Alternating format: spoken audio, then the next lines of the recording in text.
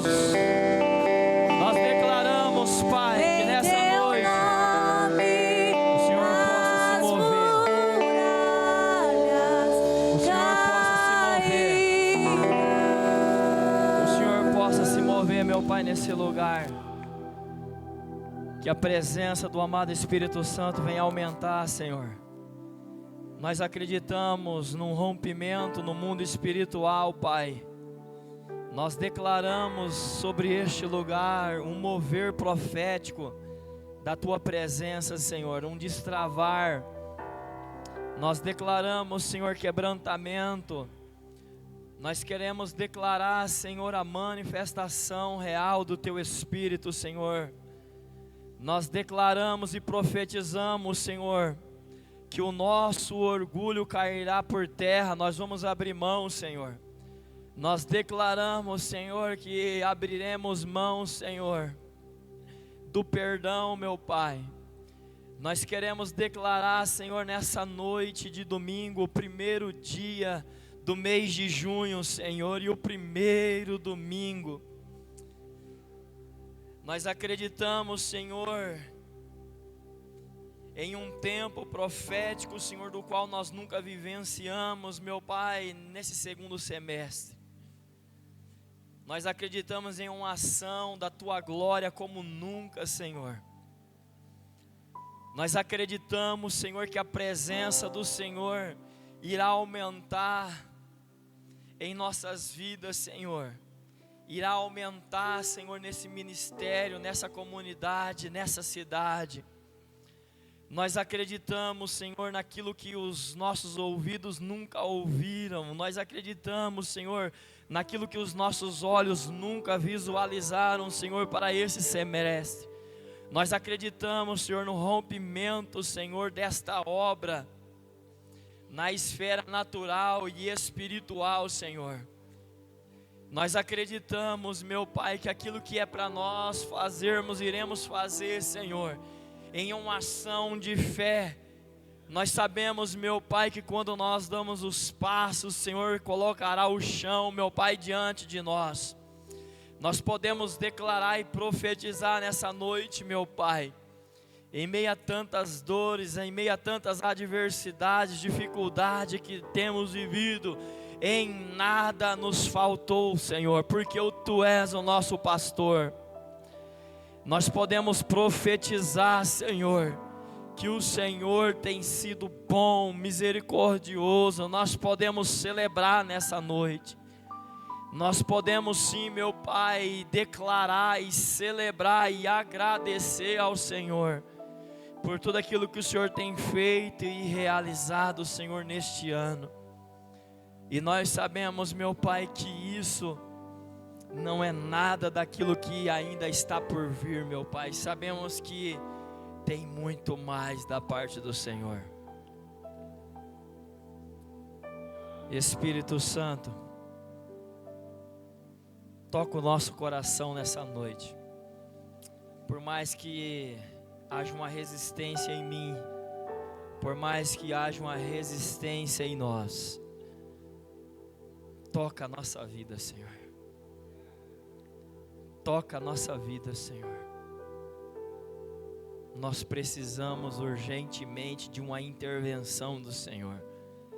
Nós precisamos do Teu toque, Senhor. Como o Senhor teve misericórdia do nosso amado irmão Pedro, Senhor.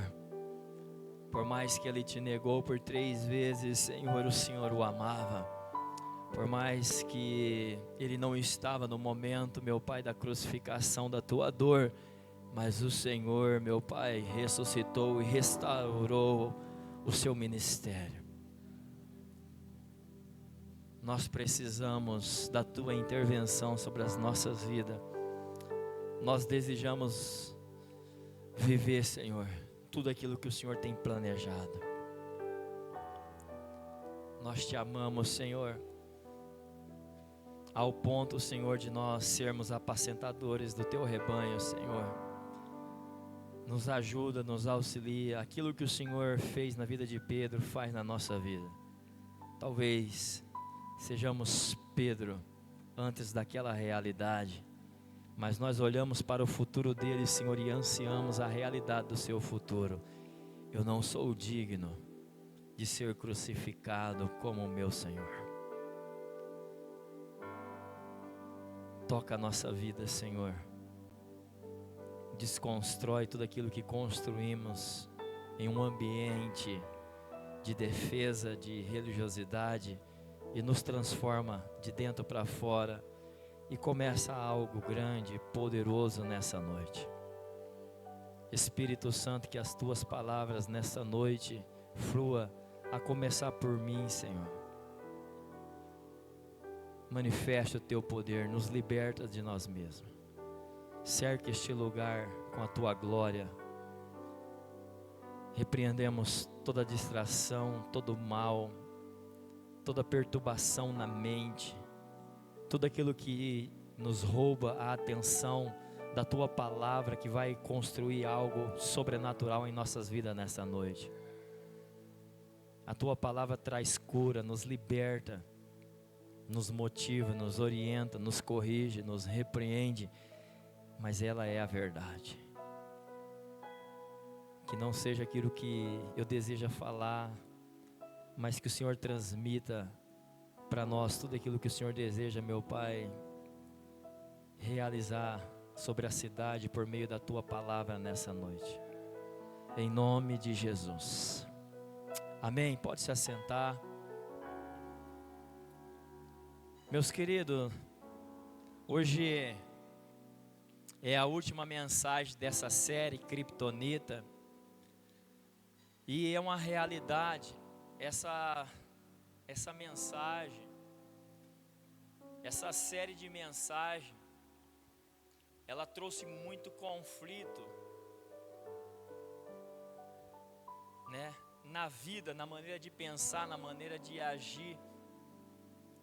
Nós sabemos que o escritor deste livro escreveu este livro em um contexto, como nós falamos durante essa série de mensagens, onde estava encontrando uma grande dificuldade de falar sobre o pecado, sobre a igreja daquela época nos Estados Unidos. E a gente olha para a nossa realidade hoje e falar a verdade e combater o pecado é desafiador. A gente olha para a kryptonita hoje, o pecado em si, quando ele é identificado, ele gera uma mudança, um arrependimento. Nós estamos falando muito que a geração de hoje, a qual eu e você fazemos parte, é a geração que tem muito argumento e pouco arrependimento, zero arrependimento. Somos bons em liberar as desculpas, mas somos difíceis de se arrepender. A gente olha hoje assim para essa palavra kryptonita. Hoje nós vamos falar sobre derrotando ou eliminando a kryptonita, eliminando, derrubando o pecado. Mas na primeira mensagem nós demos menção ao poder da unidade da igreja. Uma igreja unida é uma igreja que avança, que cresce, que flui, que vive de uma forma sobrenatural na cidade. Mas nós sabemos o que o diabo faz para que isso não venha acontecer. A gente viu na igreja de Corinto o que aconteceu. A gente falou também sobre identificando a kryptonita, identificando o pecado. E quando a gente identifica, a gente tem que mudar. Só que a gente falou de uma igreja que sabia da imoralidade, do pecado, da maneira que estava vivendo, uma igreja que tinha dom, uma igreja que aparentemente fluía no profético, tinha os dons espirituais, mas não eliminava o pecado. A criptonita estava lá. E o apóstolo Paulo teve que escrever a segunda carta. Nós falamos semana passada sobre os efeitos do pecado, o efeito da criptonita. O que o pecado faz? Como que ele destrói ministérios, famílias? Como que ele destrói a vida financeira, né? O que o pecado faz hoje? Ele provoca um efeito de morte. E a gente viu assim que existem muitas pessoas hoje fracas, né? Doentes, e algumas que infelizmente já morreram de uma forma espiritual e de uma forma física também. A gente viu que Deus deseja levantar um povo forte que faz proeza, e esse povo somos nós. Entretanto, existe algo na igreja que tem enfraquecido as pessoas, que é a criptonita espiritual, né? Tem roubado, sugado, drenado a nossa capacidade de avançar. A nossa relação com Deus é comparada a um casamento. Nós até colocamos um vídeo aqui daquela mulher, a Ângela e o Just, aonde aquela mulher chega no restaurante com seu marido, de repente aparecem os seus amantes. E a gente entendeu que Deus, Ele não quer ser o primeiro, Ele quer ser único. A gente viu naquele vídeo que aquela mulher falou assim: você é 90%, eu dedico a minha vida para você, mas é só 10% com os amantes. E a gente viu a prostituição, a adulteração no relacionamento de apenas 10%. E nós sabemos que quem é o noivo é Jesus, e quem é a noiva somos nós. E talvez como Ângela, talvez nós hoje temos 90% de uma dedicação, e eu estou falando alto aqui, para Deus, e 10% para nós. E a gente espera um mover de Jesus, e a gente espera mesmo que Jesus virá, vai sentar naquela mesa que nem aquele casal, e de repente aqueles 3 amantes chegou e acha que aquele noivo iria aceitar aquela realidade. É impossível uma pessoa em sã consciência aceitar um relacionamento desse. É impossível, não tem como, é impossível. E a gente olha hoje para a nossa vida e nós descobrimos tudo isso. Nós descobrimos que a nossa criptonita hoje é a nossa idolatria. E talvez você não tenha uma imagem, talvez você não participa de nenhuma prostituição, não é um adúltero.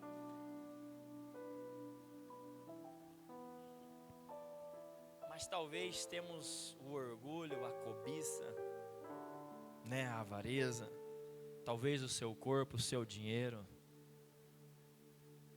E nós precisamos se livrar dessa criptonita. Nós precisamos se arrepender de uma forma genuína mesmo. E nós sabemos que 2 homens na Bíblia se arrependeu, mas um agradou a Deus e o outro não. Nós sabemos que Saul foi um homem que agradou a Deus, foi o primeiro rei. Nós sabemos que Deus levantou ele porque existia uma geração que não queria mais que o profeta, né, Samuel, mais governasse, orientasse. Eles desejou um rei. Nós sabemos que o coração daquela nação se inclinou em algo. E o coração de Deus não, mas Deus ouviu o pedido deles e ungiu, levantou Saul. Nós sabemos que os 7 primeiros dias de Saul como rei foi algo extraordinário, mas de repente o homem mudou o coração. Mudou a adoração, mudou a liderança, mudou tudo na vida dele. E de repente, Deus vai levantar um homem chamado Davi, que também vai falhar, vai adulterar, vai assassinar, vai errar, vai pecar, mas vai se arrepender genuinamente. Ele vai olhar, um dia um profeta vai chegar na casa dele, vai falar com ele, e ele vai querer matar a pessoa que fez aquilo. De repente o profeta olha para ele e fala: é você, cara. A partir daquele momento, a partir daquele dia, a vida de Davi muda completamente. Deus vai falar com ele e ele vai ouvir. Deus falou com ele e ele viu o erro dele. Teve consequências? Teve consequências. Deus está falando conosco nessa série de mensagem. Hoje é o 4º domingo e na célula está falando. Mas talvez em nosso meio vai ter Saúls, que até ouve, que até se arrepende de uma forma parcial, superficial. Mas às vezes vai ter aquele que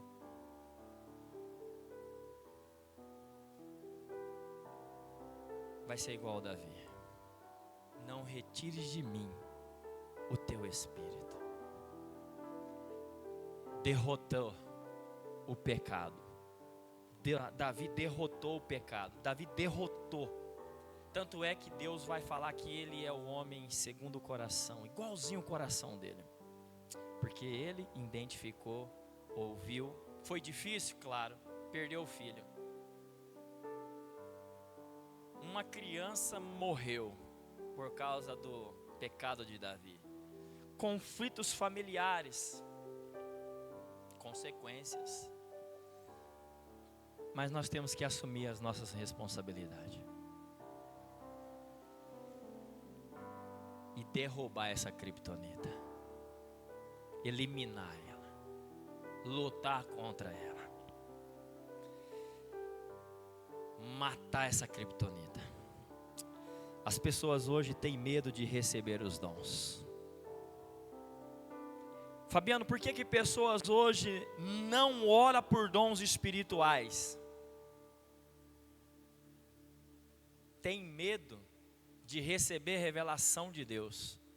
Elas até querem sentir a presença de Deus, mas não tem um ser humano que recebe os dons espirituais que não se envolve com o inferno diretamente, com pessoas BO, problemáticas, confusas, emocional, espiritual.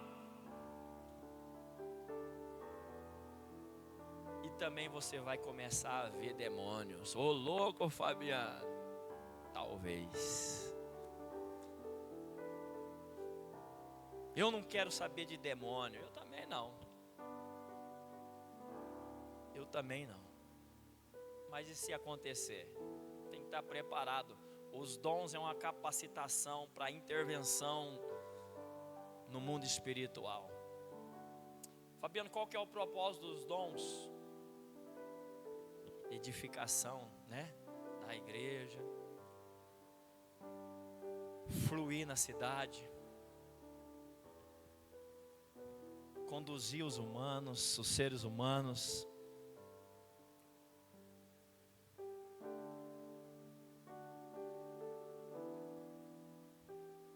Os dons espirituais. Qual foi a última vez que você orou pelos dons espirituais? Qual foi a última vez que você ansiou os dons espirituais? Qual foi a última vez que você jejuou pelos dons espirituais? Qual foi a última vez que você falou: eu vou buscar até receber? Eu me comprometo. os dons espirituais, nós veremos a Deus, mas também veremos o oposto a Deus.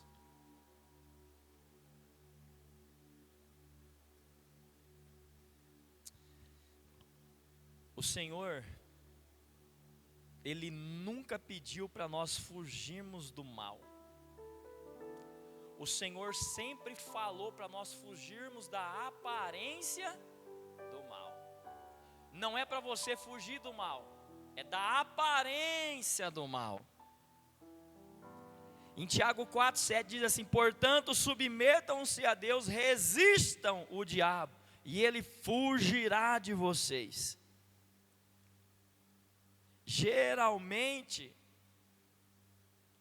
as pessoas, elas querem fugir do mal, mas da aparência não. Geralmente as pessoas querem fugir, né, do adultério, mas e da aparência? E da aparência? E dos cliques? E da visão? Mas só olhar arranca teu olho. Ou seja, elimina, para com isso. A aparência do mal. Ou seja, corta pela raiz. Começou a aparecer, você já começa a eliminar. Por quê? Porque senão não dá conta de fugir do mal. Por quê?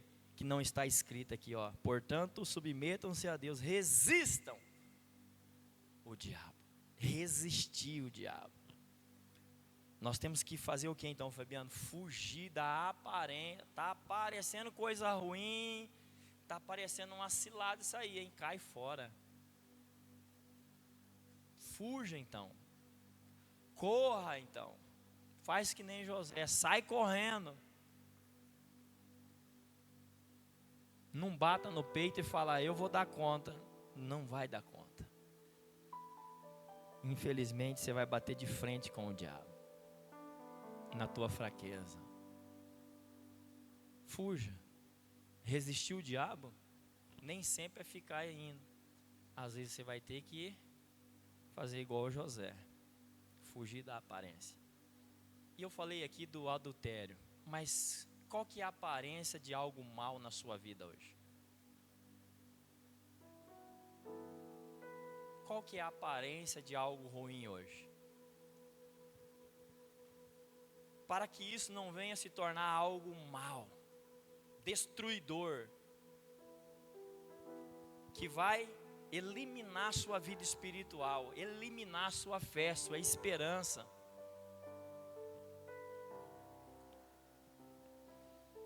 Geralmente as pessoas reagem de 3 maneiras diferentes quando consideramos a questão do pecado. Ignoram o pecado porque têm um coração duro demais. Estão imunes à realidade de ferir o coração a Deus. Olha o que Jeremias vai dizer, Jeremias 8,12.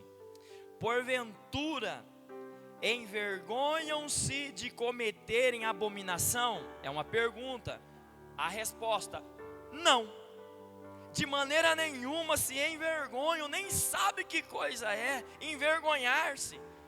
Portanto, caíram entre os que caem e tropeçarão no tempo em que eu os visitar, diz o Senhor. Ou seja, as pessoas não estão nem um pouco preocupadas com o pecado.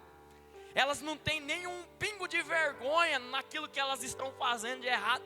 Elas acham que estão certas, não tem vergonha do pecado que está cometendo, do erro.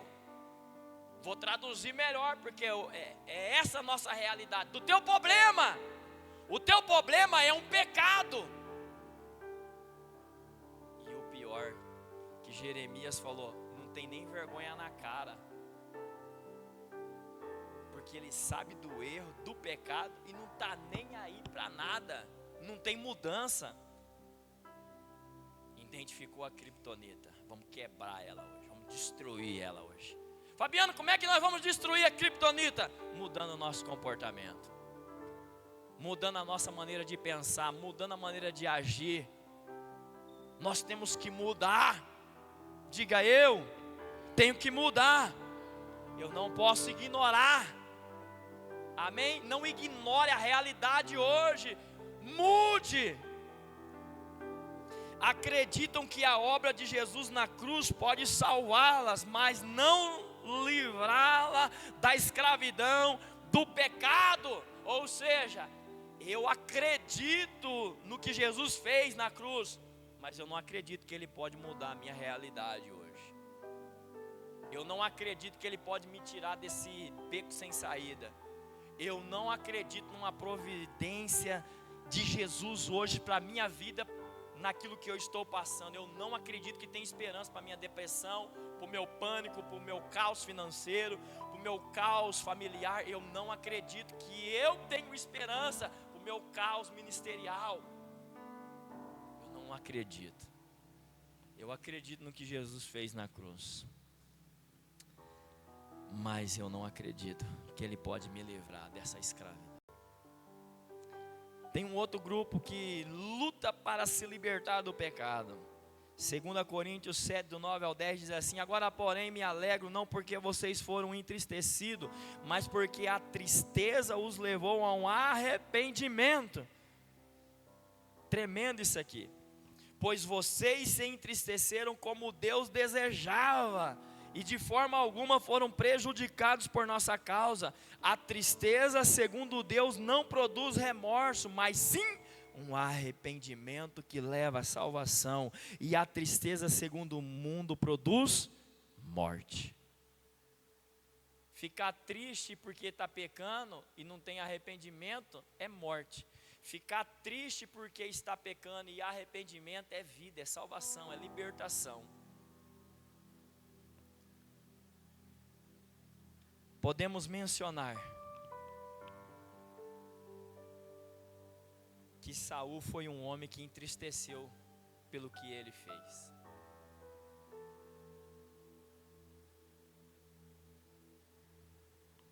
Mas Saul, ele teve uma tristeza, um remorso. E ele falou o quê? Eu preciso que você venha comigo, Samuel. Não deixa eu nessa sozinha, não. Não queria passar vergonha. Não queria aparecer sem o profeta. Davi foi diferente. Davi se entristeceu, se arrependeu e passou o resto da vida escrevendo adoração de arrependimento. O Salmo 51, quando você lê ele, você vai ver o coração de um homem arrependido. Um homem que fala assim: cara, essa vida aqui não é a vida que Deus sonhou para mim. A mulher que olha assim, ela fala: não é possível que essa vida aqui é a que Deus sonhou para mim. Não é possível. O que ele faz? O que ela faz? Muda. A tristeza faz parte de quem está derrotando ou eliminando o pecado ou a criptonita. Protegendo-se do pecado ou da criptonita através da santidade.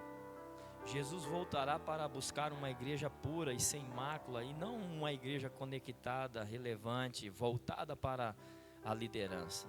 Quando consideramos a questão da santidade, devemos nos lembrar dos seus dois aspectos. Santidade posicional, Efésios 1:4 diz assim: porque Deus nos escolheu nele antes da criação do mundo para sermos santos e irrepreensíveis em sua presença. Deus nos escolheu e nos separou, já somos santos, como filhos de um Deus santo, fomos santificados. Isso é santidade posicional. É semelhante ao conceito do casamento. Sua esposa é a sua esposa agora, daqui a alguns anos e sempre será. Não é uma questão de merecer ou comprar essa posição. Ela simplesmente é sua esposa porque você escolheu ela. Você escolheu ela. Então ela é sua esposa hoje, amanhã e até o último dia. Isso é uma santidade. Eu vou viver para Dani, a Dani vai viver para mim até os últimos dias. O que entrar no meio desse caminho é adulterar a visão real de santidade. Amém? E para derrotar o pecado, a criptonita, nós temos que entender que a escolha que nós fizemos de andar com Jesus é uma escolha de andar com Jesus e não meio termo. E talvez você está meio termo hoje. E o que eu posso fazer a partir de hoje? Mudar. Você identificou que você está meio termo. Você está nem quente e nem muito frio. Você está morno. E o morno na Bíblia fala que vai vomitar. Ou seja, morno não dá não, velho. Ou eu frio demais ou vou esquentar. Porque o morno vai ser vomitado. Ou seja, você identificou o erro, o conflito, o pecado. O que você faz? Não estou andando em santidade.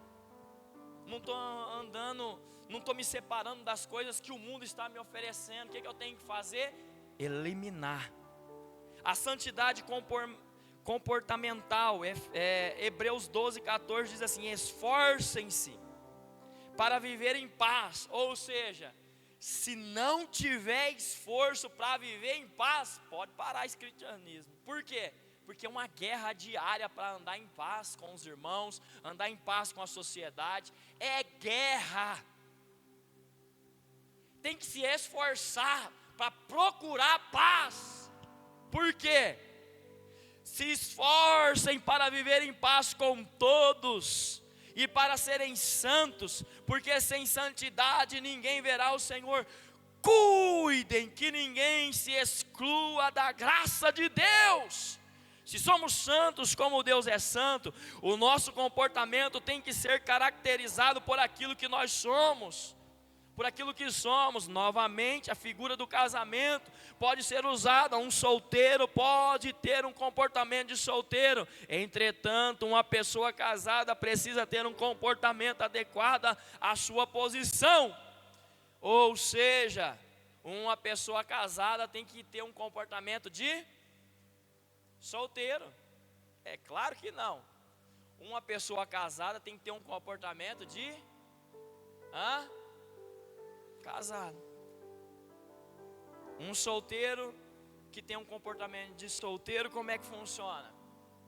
Ele é cuidado pelos pais, ele não tem hora para chegar, ele vai para o futebol, ele vai para a gandaia, ele vai para as noitadas, ele faz o que dá na teia. Por quê? Ele não precisa prestar conta, a não ser para os seus pais. Ele é solteiro. Ele tem um espírito de independência dentro dele. Mas um camarada e uma mulher casada. E a Bíblia fala o que é respeito. Quando você casar, meu querido, minha querida, sai do meio da sua parentela. Não tem como você casado viver na dependência dos seus pais. Muda a rota. Muda essa mentalidade. Porque senão vai dar conflito. Você não vai derrubar a criptonita. O pecado vai começar a se andar. Por que tem muitos casamentos hoje que não dão certo? Porque a mãe tem que cuidar da filha ou a mãe tem que cuidar do filho. Em algum conflito, em algum determinado momento da sua vida, procurar uma ajuda, amém. Agora, viver nessa dependência, não dá. Você é casado. Não dá. Não tem como. Não tem como. Mas a minha mãe faz diferente. Já era. É briga, é pancadaria em casa. Ixi, mas você tem que ver. Na casa dos meus pais era diferente. Mas já não é mais a tua realidade. Não é.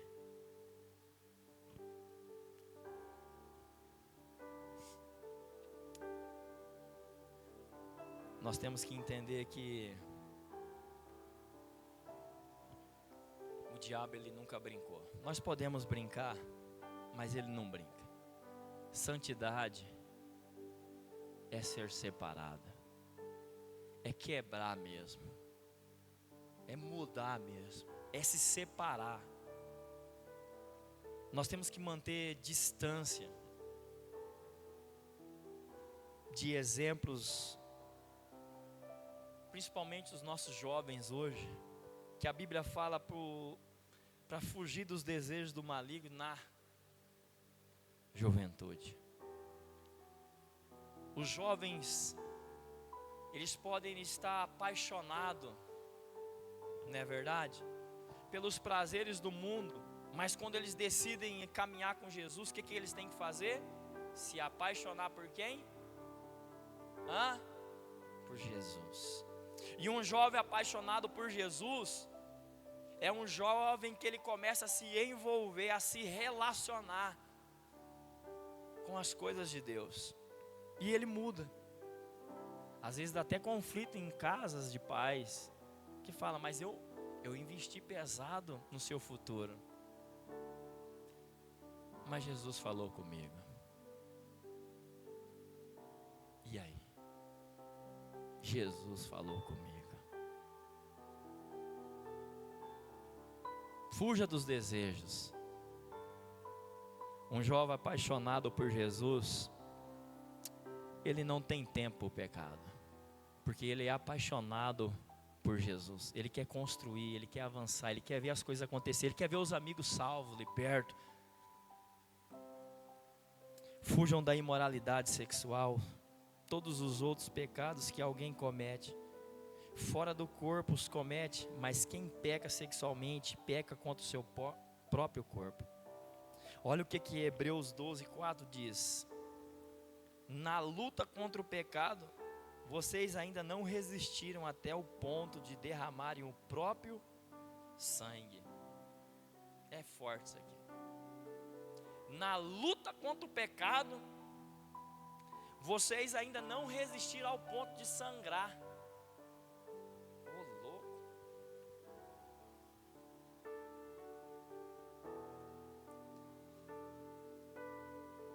Tem tantos relacionamentos hoje que é de morte. Me vem à memória uma história real, onde eu morava lá no Patrimônio Moarama. E de frente à minha casa tinha um menino, um adolescente. Eu não sei exato quantos anos tinha, mas era de 11 a 15 no máximo. Não me lembro o nome certo, mas eu acho que era Diego. Conhecer uma menina.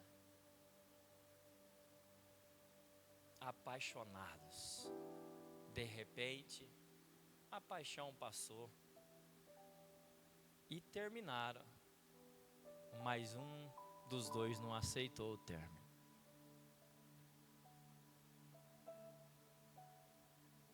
De frente à minha casa. Um matou e depois tirou a própria vida.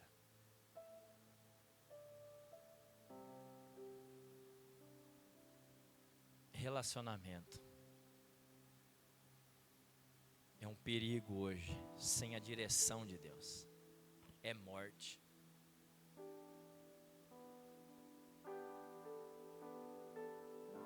Fabiano, o que aconteceu? Os pais mudaram. Como é que eles estão até hoje? Não sei.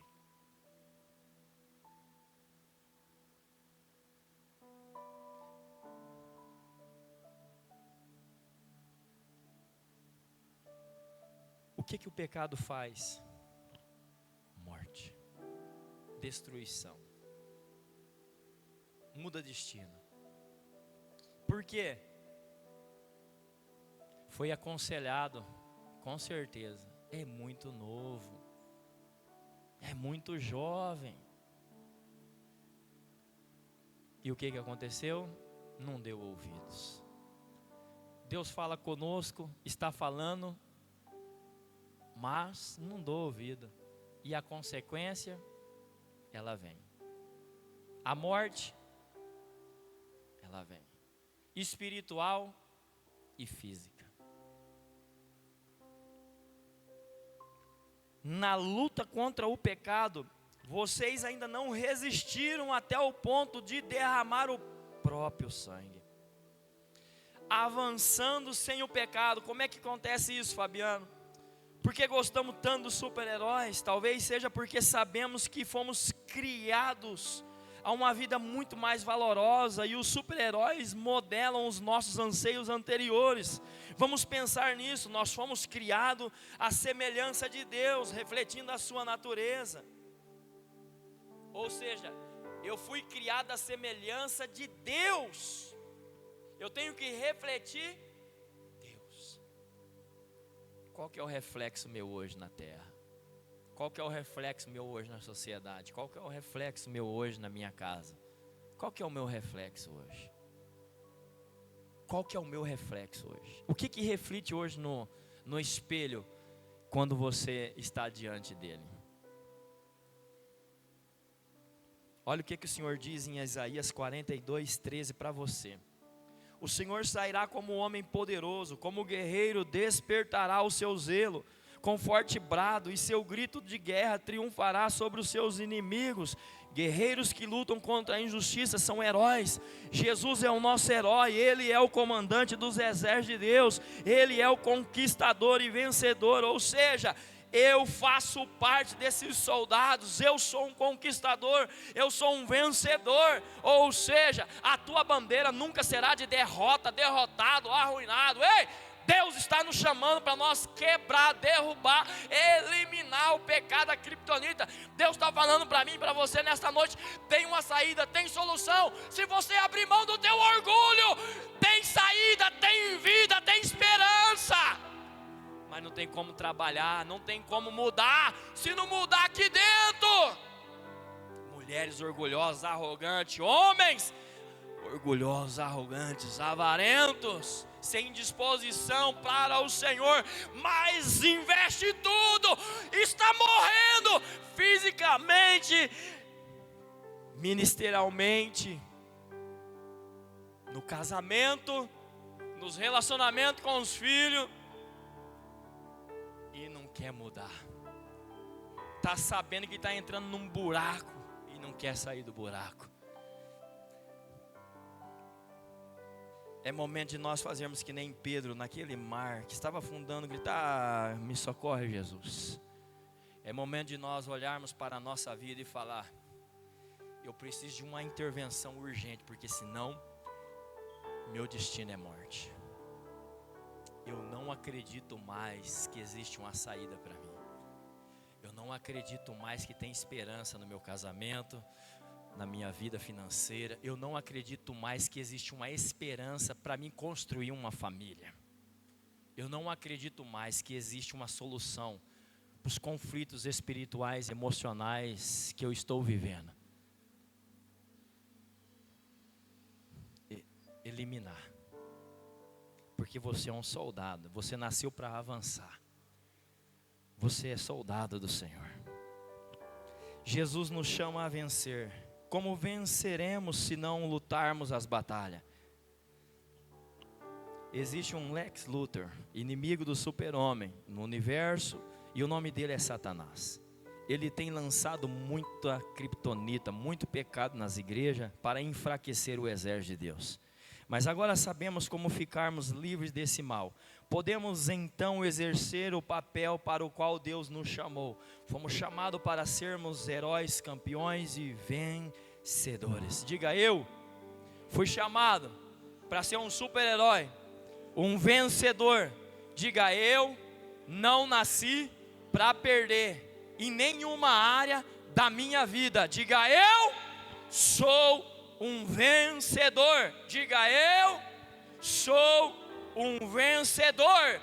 Diga: eu nasci, fui projetado no ventre da minha mãe, antes dos meus pais decidirem por mim, de ser um vencedor. Você é um vencedor. Você é um vencedor. Ei, eu estou falando nessa noite para os guerreiros de Cristo, os soldados, os super-heróis de Umuarama. Lex Luthor, Satanás, deixa ele fazer barulho, deixa ele gritar, deixa ele se levantar, mas ele vai ficar debaixo dos meus pés, porque esse é o poder, a autoridade que Deus me entregou. Não tenha medo. As decisões mais difíceis da sua vida é hoje. É valorizar aquilo que Deus está construindo nesses últimos dias. É uma realidade.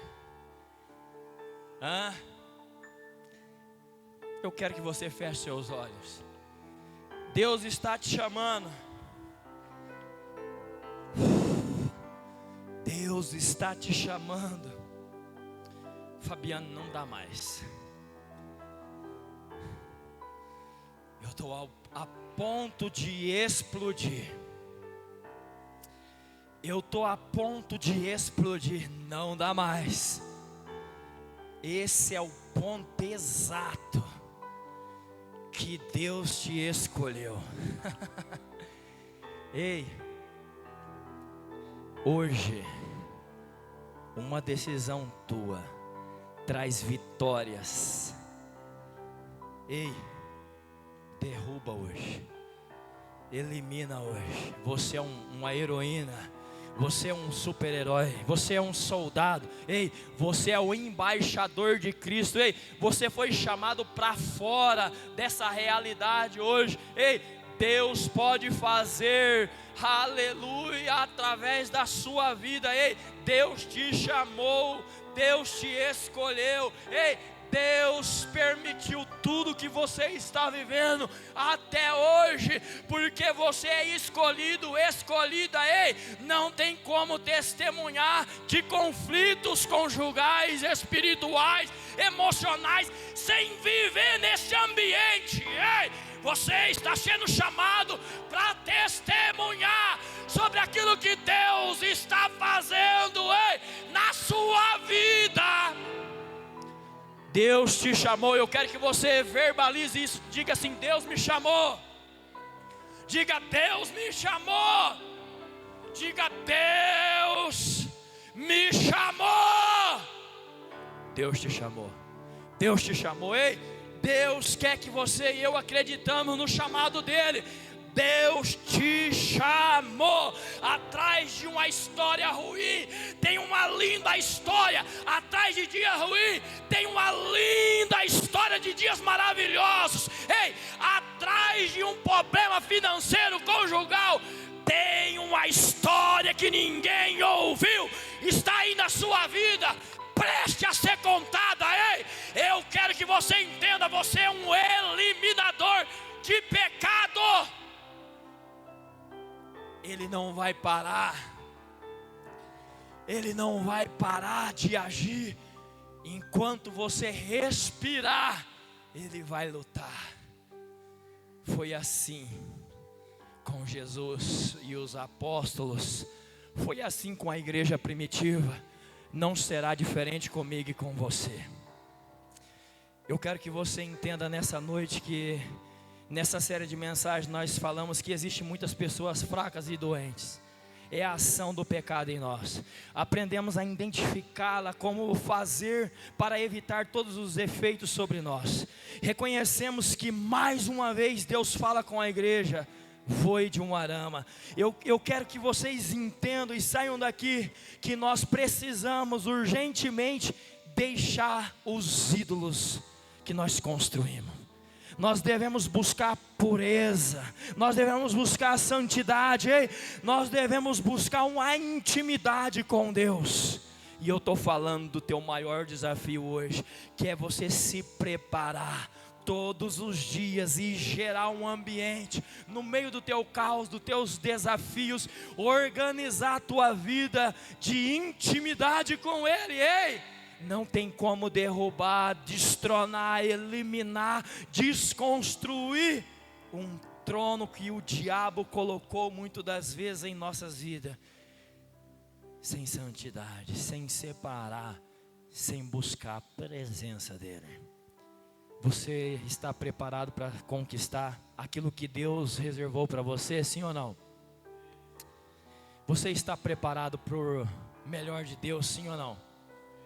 Você está preparado para uma nova história, um novo tempo, sim ou não?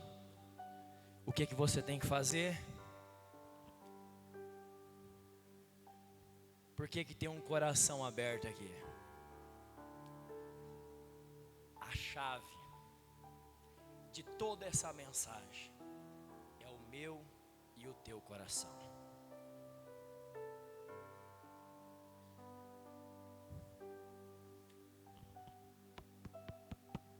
Coração de Faraó, não teve quem mudou.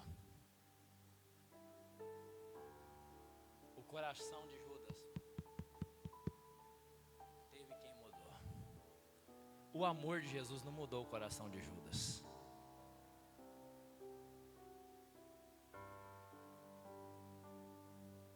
É o coração.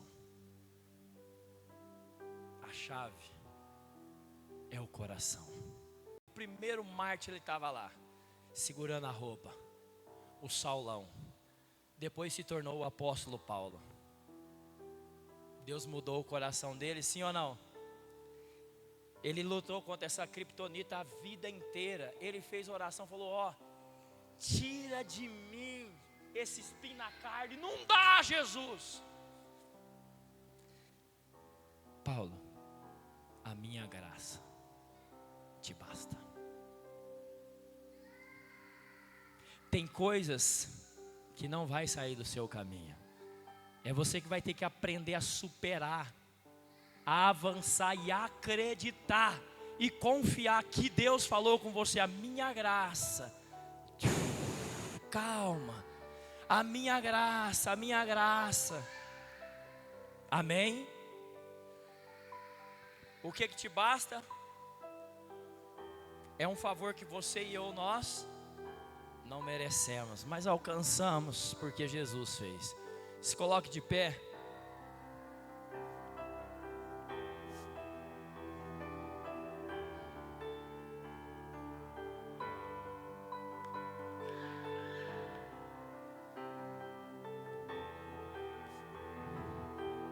Eu quero falar para algumas pessoas que estão aqui nessa noite.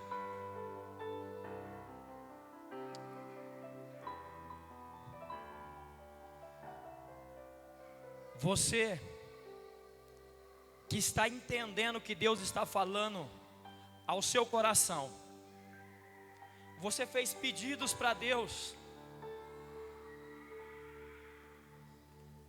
Você fez pedidos para Deus, mas ainda não aconteceu. E aí você identificou a criptonita, o pecado.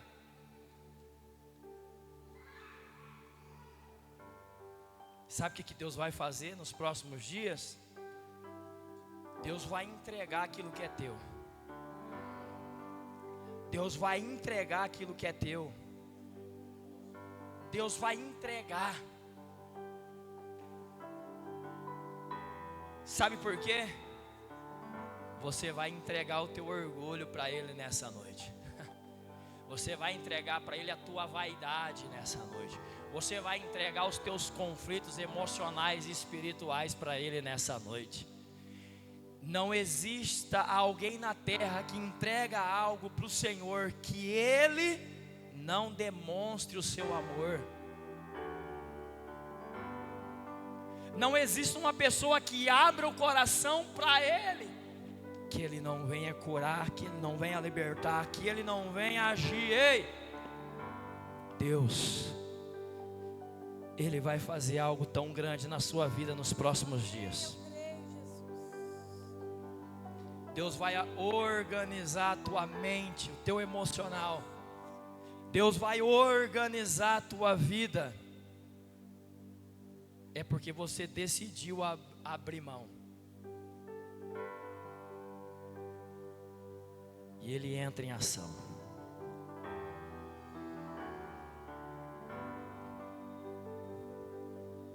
Quem sou eu para que o grande rei me receba assim? Me perdi, Ele me encontrou, seu amor